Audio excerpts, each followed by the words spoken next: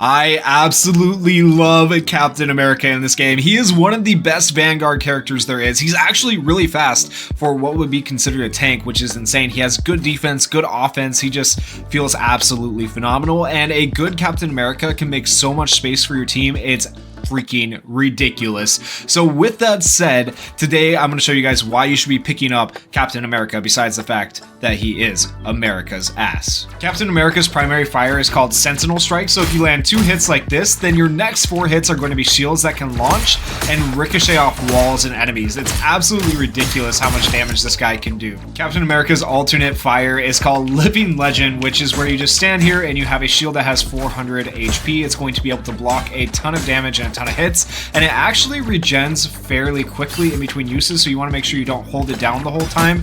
That way you're able to regen the overall damage that shield is able to take. If you just hold it up the whole time, the shield won't regen and you're going to have to go longer without having your shield. Besides using his primary fire to throw his shield, Captain America can also throw it with an ability called the Vibranium Energy Saw, which looks something like this. Okay, so it's actually pretty dang decent, and it has some pretty good range to it when you see how far it can go. So that was really close. Let me throw it a little bit further away right here so you guys can see it. But look at the range on that thing. It's actually pretty dang decent, and then you have a shield right back to where you're able to defend and or attack with it.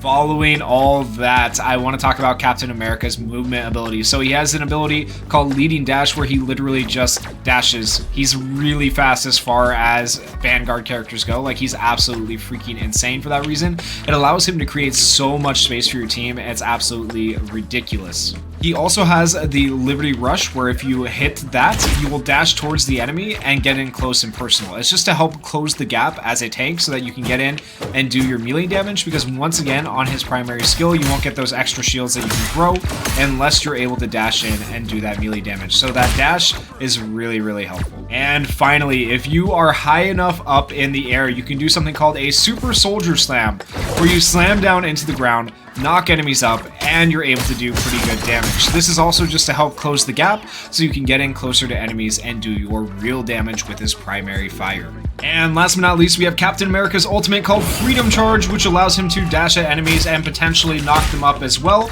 It also heals your allies and gives them a speed boost, as well as giving him an overshield, which is absolutely freaking ridiculous, making him one of the best tanks in the game to create space and do damage. And that is it for Captain America's character guide, guys. If you did enjoy the video, please remember to go down there and hit that like button, hit that subscribe button if you are not already subscribed, and leave me some comments about which character you would like to see next.